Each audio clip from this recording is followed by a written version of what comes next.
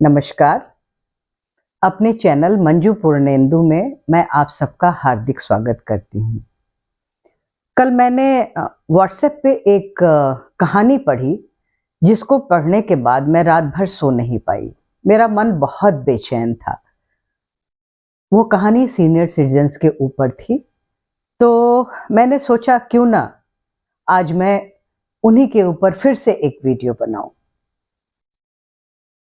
तो चलिए हाजिर हूं मैं अपने इस वीडियो के साथ।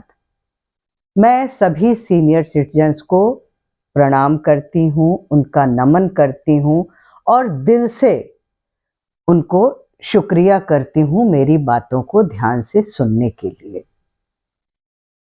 लोग कहते हैं ना कि अरे वो तो रिटायर हो गए, अब उनसे क्या बात करना है, या उनके पास क्या बैठना है, अब तो वो रिटायर हो गए। अरे यार, रिटायर हो गए तो क्या ऐसा हो गया? 60 साल की उम्र में अगर कोई रिटायर होता है, तो देखिए अगर कायदे से, तो उनके एक नए जीवन की शुरुआत होती है उसके बाद। एक इंसान बचपन में पढ़ाई-लिखाई में समय बिताता है, फिर 22 से 25 के बीच में उसको जॉब मिल जाती है, वो जॉब करता है, उसके साथ-साथ अपने परिवार का भरण-पोषण भी करता है। अगर साथ में माता-पिता हैं, तो उनका भी ध्यान रखता है, बीवी-बच्चों का भी ध्यान रखता है। सब कुछ करने के बाद जो थोड़ा-सा समय अपने लिए बचता है, उसका उपयोग वह अपने लिए करता है। तो आप लोग ये कैसे कह सकते हो कि अरे वो रिटायर हो गया तो वो तो बेकार हो गया, अब उसके पास कुछ करने को ही नहीं है। अभी तो उसके ज़िंदगी की शुरुआत हुई है और आप ओल्ड नहीं हुए हैं, आप ओल्ड होके गोल्ड हो गए हैं। जैसे खरा सोना होता है ना, उस तरह से निखर गए हैं आप। और आप हमेशा अपने आप को इसी तरह से सोचिए। ये कभी भी मत सोचिए, अरे मैं तो अब रिटायर हो गया, मैं तो अब बूढ़ा हो गया, मेरे पास तो अब कोई काम ही नहीं है। अब तो सही समय आया है, आपको ज़िंदगी जीने का अवसर मिला है। आप ये सोचिए, अभी तक आपने पूरी ज़िंदगी औरों के लिए जिया। कभी अपने पेरेंट्स के लिए, कभी अपने बच्चे के लिए और कभी दोस्तों के साथ भी थोड़ा बहुत समय बिता लिया। ठीक है ना? पर अब तो समय आया है यार, अब अपने पे कॉन्सेंट्रेट करो, अपनी सारी हॉबीज़ को पूरा करो। अगर घूमने का शौक है, घूमने जाओ, अच्छा खाना खाने का शौक है, तो अपनी हेल्थ को देखते हुए वो खाओ। म्यूज़िक का शौक है तो उसको पूरा करो। जो भी आपकी अधूरी इच्छा रह गई है, सब कुछ पूरा करिए। और अगर ईश्वर ने आपको आपके पति और पत्नी का साथ बरकरार रखा है, तो अब आप एक दूसरे के लिए जीना शुरू करिए।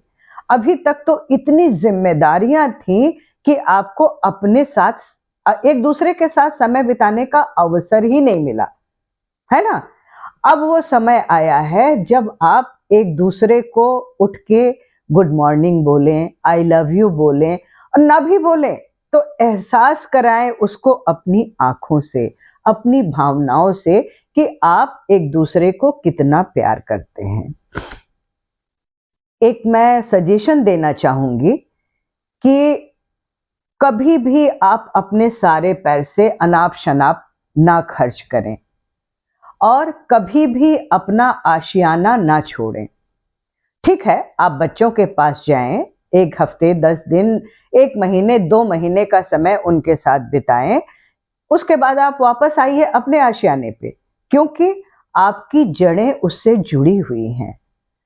बच्चों के पास समय नहीं होता है, आप खुद समझ सकते हैं, कभी आप भी जॉब में थे, बिल्कुल वही कंडीशन उनकी है।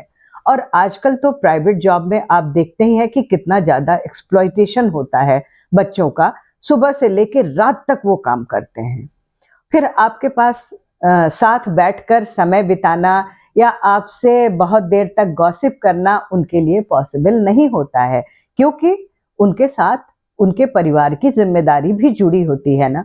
उनके बच्चे हैं, उनकी पेरेंट्स टीचर मीटिंग में जाना है, उनकी पढ़ाई भी करना है, उनकी सारी ज़रूरतों को भी पूरा करना है, उसके साथ-साथ आप लोगों की भी देख-रेख करनी है। कोई बच्चा ये नहीं चाहता कि हम अपने पेरेंट्स की देख-रेख ना करें। पर कुछ बच्चे ऐसे भी होते हैं जो इतने सेल्फिश होते हैं जिनको अपने अलावा किसी दूसरे के बारे में सोचना ही नहीं है। वो सिर्फ अपने लिए सोचते हैं। तो अभी भी सावधान हो जाइए।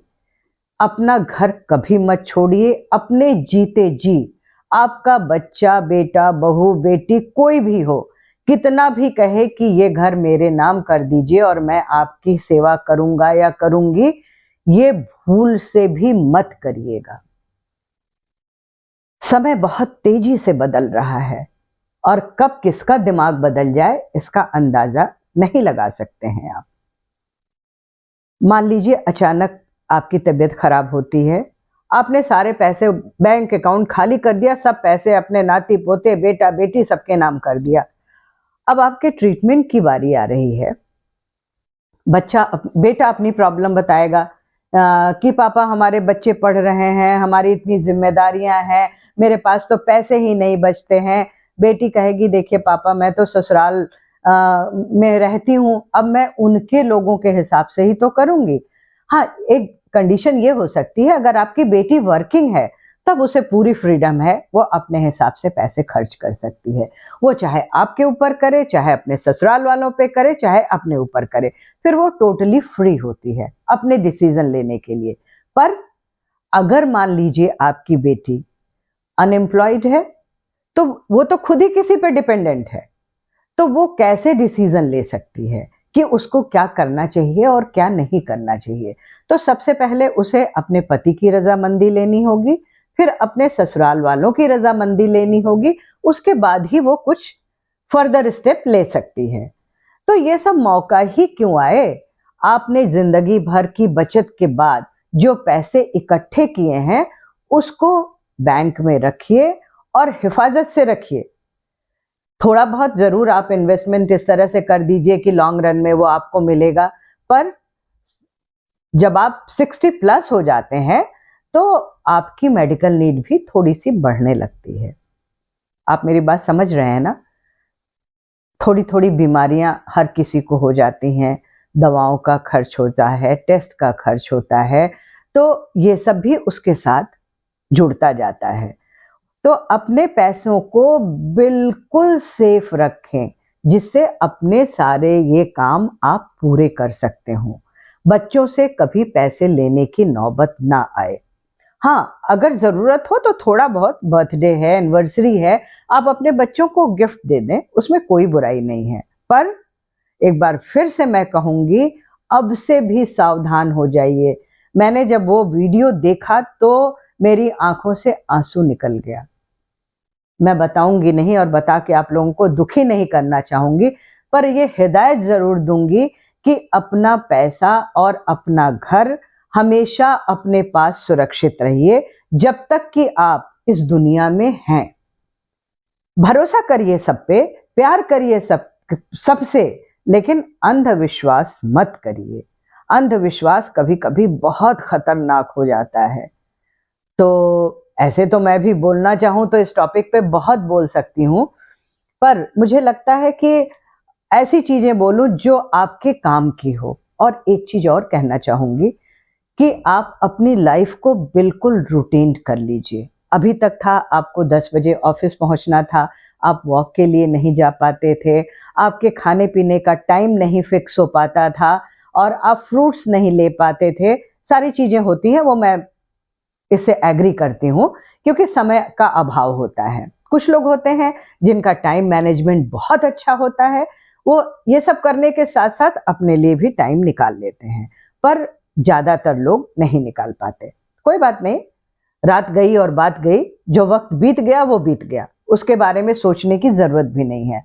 पर आज से आप सब लोग मुझसे ये वादा करेंगे कि आप अपनी लाइफ को बिल्कुल रूटीन करेंगे। सुबह उठेंगे, कम से कम 20 मिनट से 30 मिनट का वॉक करेंगे, फिर प्राणायाम करेंगे और उसके बाद आप कुछ भी स्प्राउट ज़रूर लेंगे। देखिए, सबसे अच्छा सोर्स होता है प्रोटीन का स्प्राउट।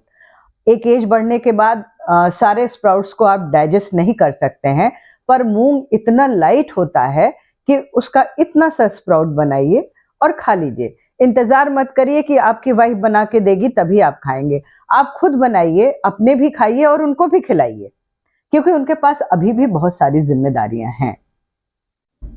उसके अलावा 24 घंटे में एक फ्रूट जरूर खाइए। ये मैं नहीं कहूंगी कि आप एप्पल खाइए कि बनाना खाइए कि क्या खाइए, जो भी सीजनल फ्रूट हो और इजीली अवेलेबल हो वो खाइए। खाने में सैलेड जरूर खाइए। खाना शुरू करने से पहले एक प्लेट भर के सैलेड खाइए, उसके बाद खाना खाइए। एक रोटी खाना है, 2 रोटी खाना है या इतने चावल खाने, जो भी मर्जी हो आपकी खाइए, पर उसके साथ ग्रीन वेजिटेबल भी जरूर खाइए और एक कटोरी योगर्ट भी जरूर लीजिए। आपका दिन का खाना फर्स्ट क्लास और कंप्लीट हो गया। अब आइए रात के खाने की बारी। तो रात को आप कोशिश करिए जल्दी से जल्दी खाना खा लें। अगर संभव हो तो 7 बजे तक खाना खा लें।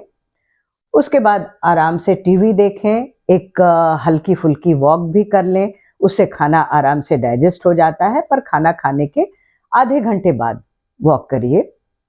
और उसके बाद अगर आप सोने जाते हैं और आपको भूख लगती है तो कभी भी खाली पेट नहीं सोने की जरूरत है। आप 1 कप दूध, अगर आपको ठंडा सूट करता है ठंडा, गुनगुना सूट करता है गुनगुना, ले लीजिए।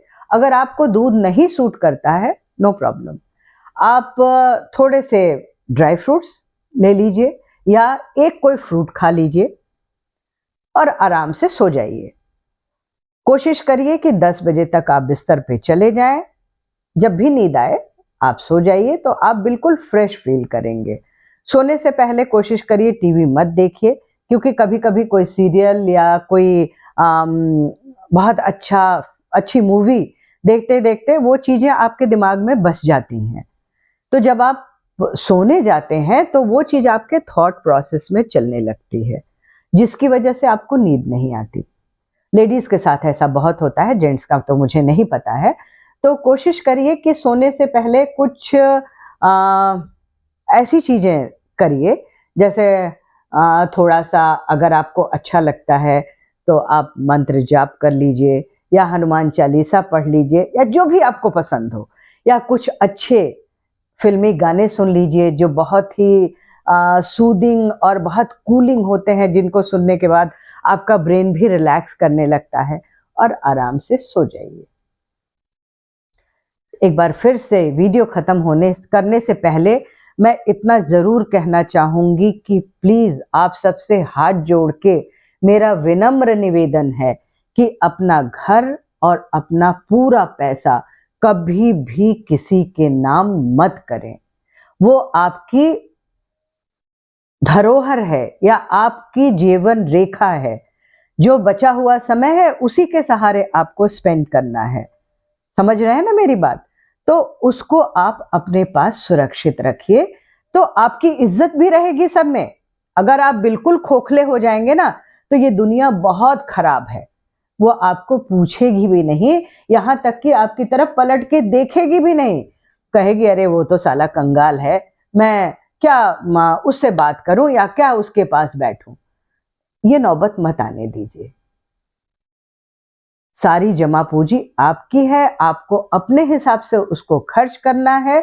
तो प्लीज ध्यान रखिए और मेरी बातों को चिंतन करिए, मनन करिए। और अगर आपको सचमुच मेरी बातें ठीक ठाक लगती हैं तो इस पे अमल भी करिए।